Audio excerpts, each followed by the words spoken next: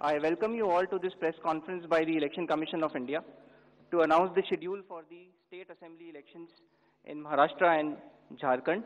We have with us on the dais Honorable Chief Election Commissioner Shri Rajiv Kumar ji, का ऐलान नहीं किया गया है, Election बोला नहीं गया है, लेकिन उम्मीद लोग मान रहे हैं कि आज ऐलान किया जाएगा। देखते हैं क्या हुआ।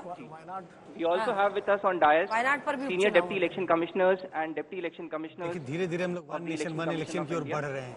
कितना I जल्दी-जल्दी दो चुनाव करा रहे हैं। for the Election Commission. The format of the press conference will be as follows. There will be a brief address by the Honorable Rajiv Kumar शुरू करते हैं, हम लोग सीधे वहां पर लाइव काटेंगे, लेकिन उससे पहले आपको बता दें, देखिए पिछली बार के चुनाव महाराष्ट्र के इसलिए अलग थे क्योंकि शिवसेना एक साथ था बीजेपी के साथ, और उसके बाद देखिए ये जो अब आप सीटों को बांटेंगे तो 103 बीजेपी, वहीं शिंदे गुट सबसे बड़ी पार्टी बन के दिखता है, और उसके बाद 15 सीटों के साथ उद्धव गुट, 43 सीटें एनसीपी अजित पवार गुट की, 10 सीटें एनसीपी शरद गुट की, और कुल मिलाकर इस बार सबसे बड़ी लड़ाई वहां पर होने वाली है। तो वहीं हेमंत सोरेन की पार्टी जिसने 30 सीटें पिछली बार हासिल की थी, अब देखिए राजीव कुमार बोल रहे हैं।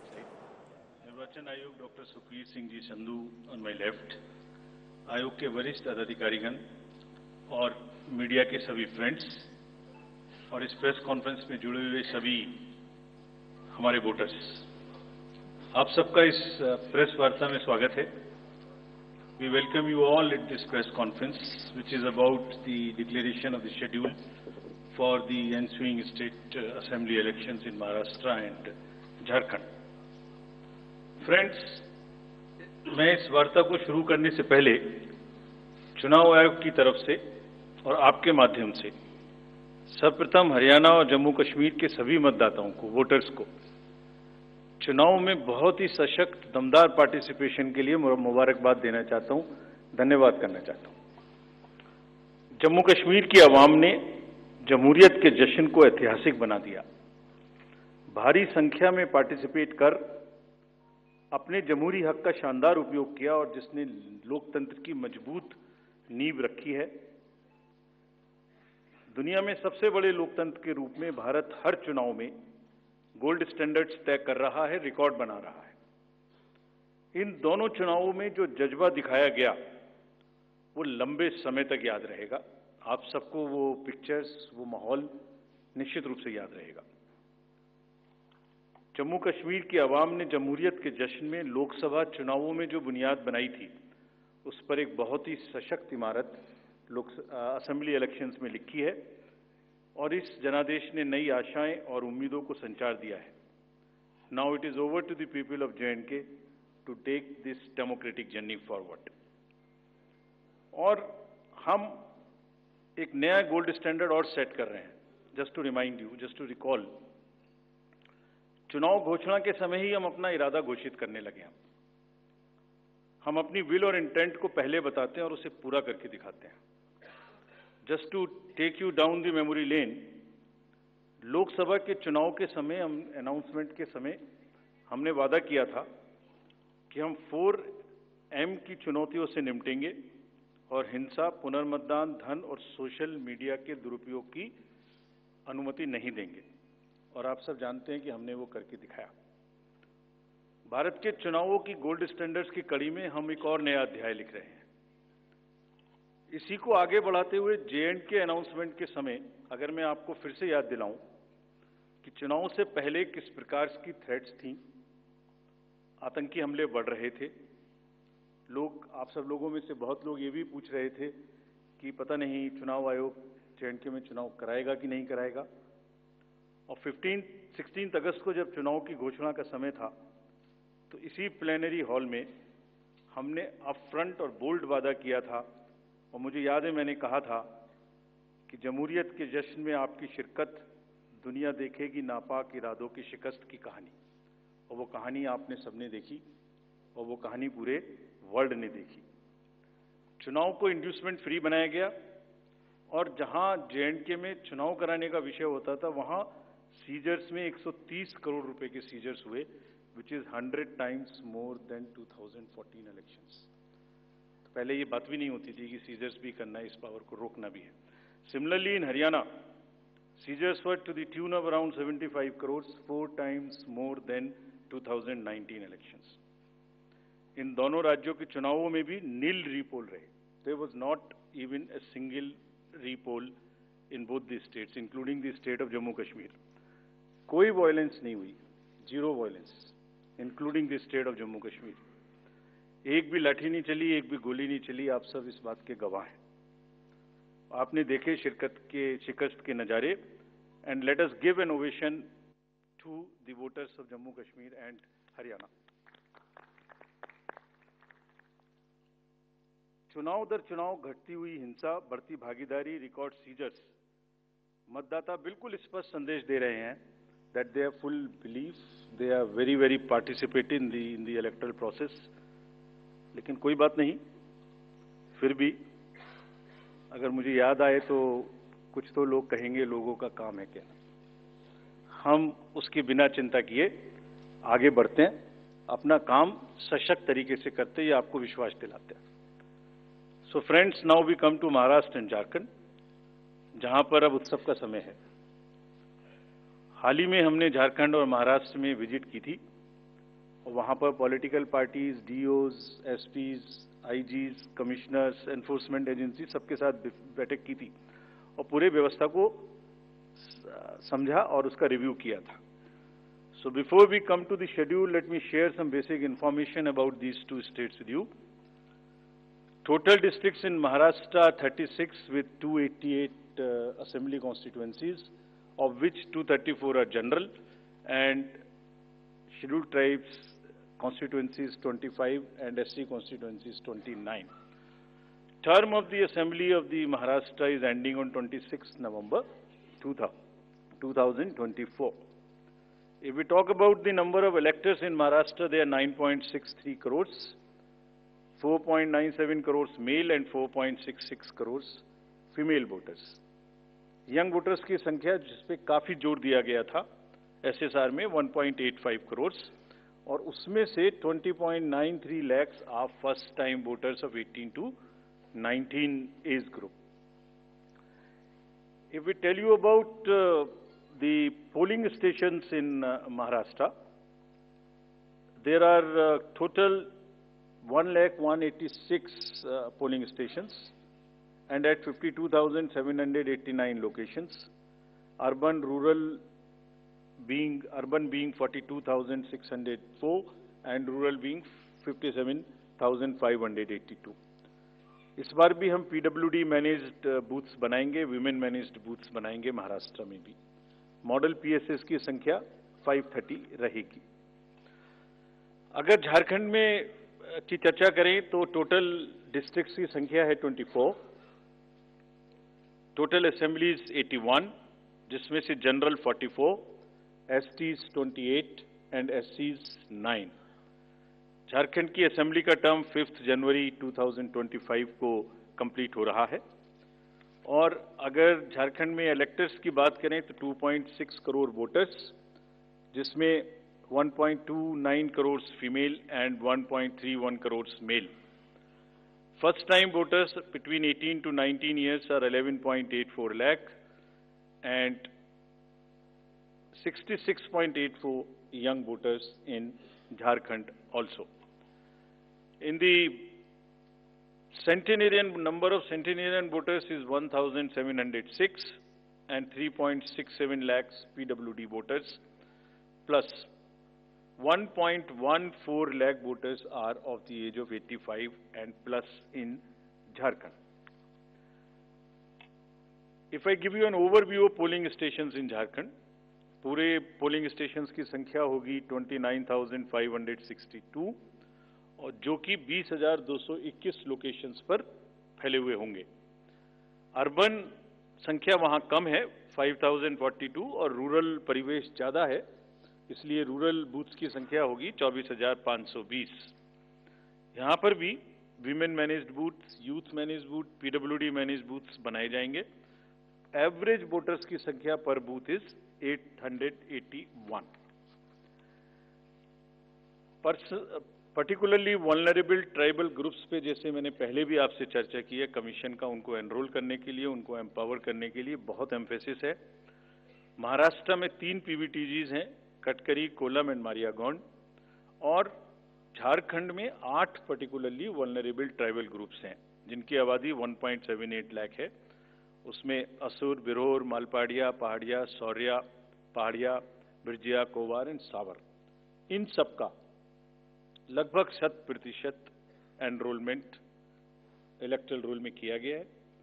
सभी डीओज ये कोशिश करेंगे कि जो भी बूथ्स इनके यहाँ बने वो बहुत सहज इनके ही परिवेश में बने और इस तरह की स्वीप एक्टिविटी करें कि वो सबके सब अधिकतर मात्रा में अपने मतों का प्रयोग कर सकें। मैं फिर से रिपीट करना चाहता हूं कि सभी पोलिंग स्टेशंस पे एश्योर्ड मिनिमम फैसिलिटीज होंगी। पिछली बार मुंबई शहर से कुछ ऐसी इंफॉर्मेशन या शिकायतें आई थी कि वहां पर कुछ बूथ्स पे ज़्यादा पोलिंग स्टेशंस एक जगह होने की वजह से प्रॉब्लम थी। इस बार हमने रिव्यू में बहुत ही सख्त हिदायतें दी हैं, उनको रिव्यू किया है, रेशनलाइज किया गया है पोलिंग स्टेशंस को। तो हम उम्मीद करते हैं डीओज विल वर्क, और वहाँ इस बार म्युनिसिपल कमिश्नर मुंबई को डीओ भी घोषित किया गया है ताकि जितने रिसोर्सेज उनके पास हैं उन सबको वो उसमें इस्तेमाल कर सकें। एक और व्यवस्था की गई है जो हम पीछे से कोशिश कर रहे थे, अब हमने उसकी इंस्ट्रक्शंस भी इशू कर दी हैं कि पोलिंग लाइन जब लगती है तो उसमें लाइन के बीच में भी थोड़ी कुर्सियां या बेंच लगाएं, ताकि अगर आधा घंटा लग रहा है तो बीच बीच में कहीं ना कहीं 5-7-10 मिनट के बाद आप 2-3 मिनट के लिए बैठ जाए तो थोड़ा अच्छा लगता है, मतलब थकान थोड़ी कम महसूस होती है, खासतौर से बुजुर्ग लोगों को। तो ये व्यवस्था भी सब पोलिंग स्टेशंस पे रहेगी। Friends, if I come to the next, ease of voting for senior citizens PWDs, this will be followed. You have all the experience of the pan-India coverage of facilities for the persons with disabilities and senior citizens. Her senior citizen जो 85 years से ऊपर हैं उनको घर से vote देने की सुविधा उपलब्ध रहेगी। फॉर्म 12D वितरित किए जाएंगे सबको, और जो भी उसको भर के देते हैं उनके पास में हमारी टीम वोट लेने जाएगी और जाने के समय में सभी कैंडिडेट्स को लिखित में उस रूट चार्ट का और उस जगह की सूचना देगी ताकि वो साथ में एकम्पनी कर सकें और उनको ऐसा महसूस ना हो कि किसी के घर पर किसी ने प्राइवेसी ऑफ द वोट को नहीं मेंटेन किया। They are entitled, they are welcome to participate and go along with the polling parties to the houses of the senior citizens and PWDs। और पूरी जो व्यवस्था है उसकी videography of course goes without saying will be done so that there is a foolproof record. वैसे भी पूरे चुनाव में आप जानते हैं कि कोई भी प्रक्रिया ऐसी नहीं है जिसमें वीडियोग्राफी ना होती हो, जिसका रिकॉर्ड ना रखा हो, सो दैट जहां पर कैंडिडेट्स पार्टिसिपेट ना करते हो और जहां पर वीडियोग्राफी ना होती हो। So every process of this can always be checked and scene.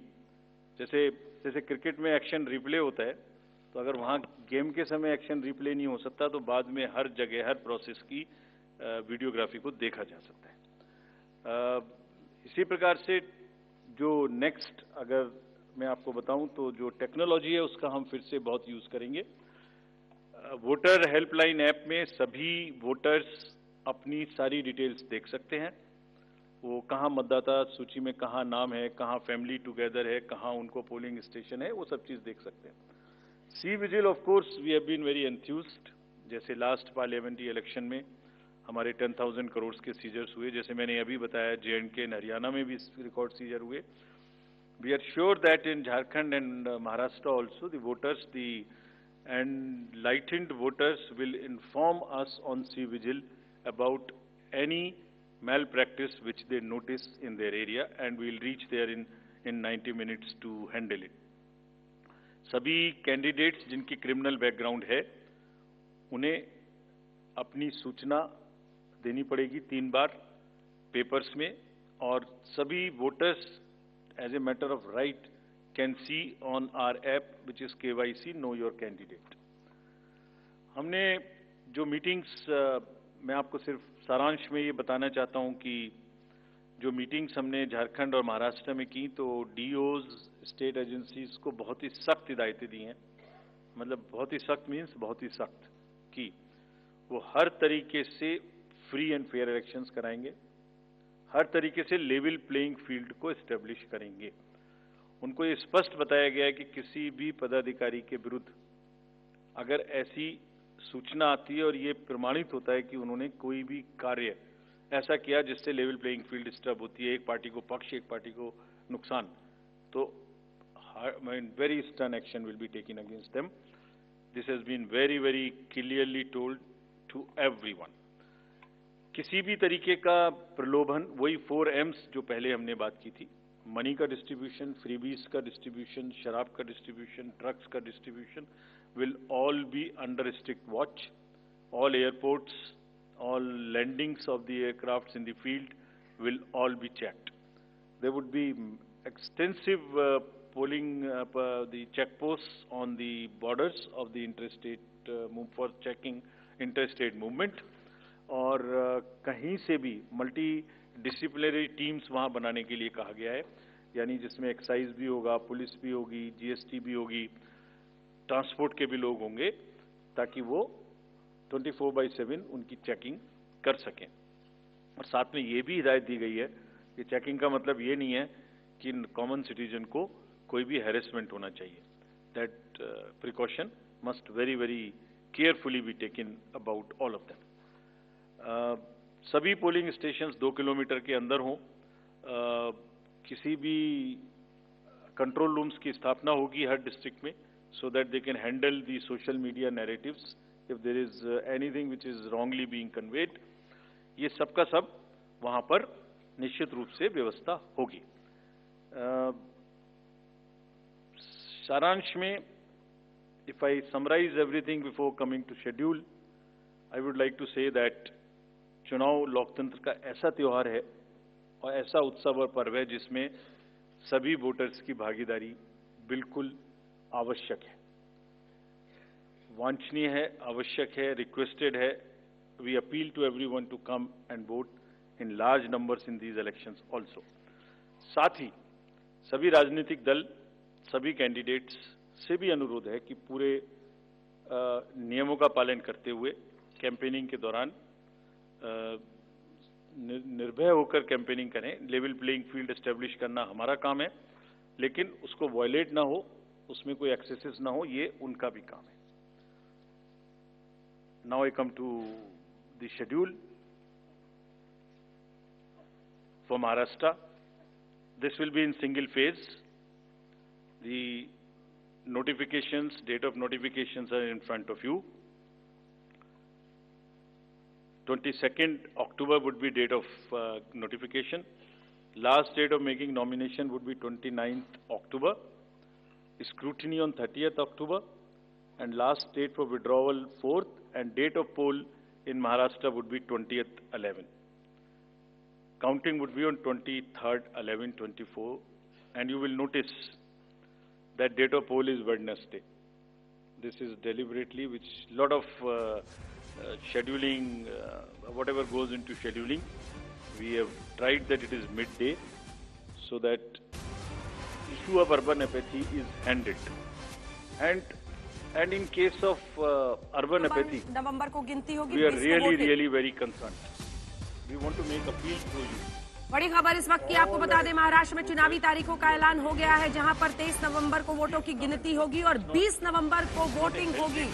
एक ही फेज में सभी 288 सीटों पर वोटिंग होनी है और महाराष्ट्र में चुनावी तारीखों का ऐलान हो गया है, जहां पर एक ही चरण में पूरे महाराष्ट्र में मतदान होगा। आगे सुनते हैं। Various states. You look at Gurgaon, you look at Faridabad recently. Last elections, you look at Jubilee Hills, Hyderabad. You look at Bangalore South. You look at Gujarat, Gandhigram, Kolaba, Mumbai City, Pune, Thane, all are much below the state averages of each state. We will be conducting a special meeting of the municipal commissioners and DOs within a week's time to appeal again to do whatever we can do to motivate the voters in the urban areas, but the trends are really not good. If I show you the Lok Sabha, that was the Lok Sabha. If I show you legislative assemblies, see the lowest. The Kolaba was just 40%. 62 of 64 urban ACs in Maharashtra were less than the state average in 2019. So was the case in the parliamentary elections 2024 also. And just to give you a contrast, if you compare, so what was the situation in Lok Sabha in Kalyan was 50%, Mumbai South 50, Mumbai North, Thane, Pune, Mumbai South, everything 53%.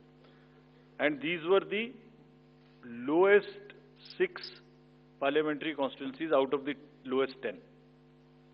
So that's the state of the urban apathy. We would be doing everything to counter it. Last time in 24 elections, we had all celebrities, all corporates, Amul, everyone involved. We'll do it again. And we'll also, at this point, emphasize that this contrasts with a very positive trend in the constituencies like Doda, 72%, Riyasi, 74%, Punch, 74%, Rajouri, 71%. If they can go 70 plus, Kolaba can also go 40 plus. In 24 Lok Sabha elections, Bastar was 68%, 69%. Gadchiroli, Manipur, states after state, tough areas. So we'll be requesting through you, we'll have a special drive this time for the slum areas in urban areas and also the colonies, all alike, to have a real urban push. I do not want to name a specific thing, but there are booths in Faridabad and Gurgaon in the recently held elections, and they are the poshest places where voting has been around 20%.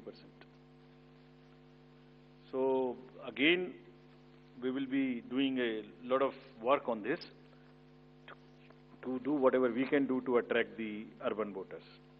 Now, friends, coming to Jharkhand. Jharkhand एक बहुत ही समृद्ध state है, बहुत ही उसकी विरासत है, और वहां पर हम फिर से अपील करेंगे कि सब वोटर्स अधिक से अधिक मात्रा में वोट दें. Schedule would be like this. Jharkhand would be in 2 phases. The date of poll, first phase would be on, date of poll would be on 13th November, and the second phase would be along with Maharashtra on 20th November. So the date of issue of notification for Jharkhand phase 1 would be 18th, and for phase 2 would be 22nd, along with Maharashtra. Nominations for phase 1 would be till 25th of October, and for phase 2, 29th. This slide we will share with everyone. And date of poll would be 13th November and 20th November, both Wednesdays. And date of counting would be 23rd 11, that is Saturday. With this, we end our presentation with the request that through you, that all the voters of Jharkhand and Maharashtra कृपया बाहर आइए, कृपया vote करिए. लोकतंत्र के उत्सव में आपकी भागीदारी कि हम बहुत ही रिक्वेस्ट करते हैं, अपील करते हैं आपसे. Thank you very much. So bye. So we will come back. We'll come back. Okay. Sorry. By-elections also. By-elections. We have 48 ACs and 2 PCs in 15 states. They will also undergo the elections this time. All the 48 ACs and 2 PCs, the schedule would be like this. All the except 1 AC and 1 PC, where because of the festivities in some region, all 47 ACs and 1 PC of Kerala would undergo the election along with the phase 1 of Jharkhand. The same schedule. 13th November would be date of poll, and only for 2 ACs, one for assembly and one for parliament. That is Kedarnath in Uttarakhand, because on 12th there is gazetted holiday and dispersal of the parties takes place on that day. Therefore, it is on 20th. And similarly for Maharashtra, except that everything would be on during the first phase. Thank you very much. Thank you.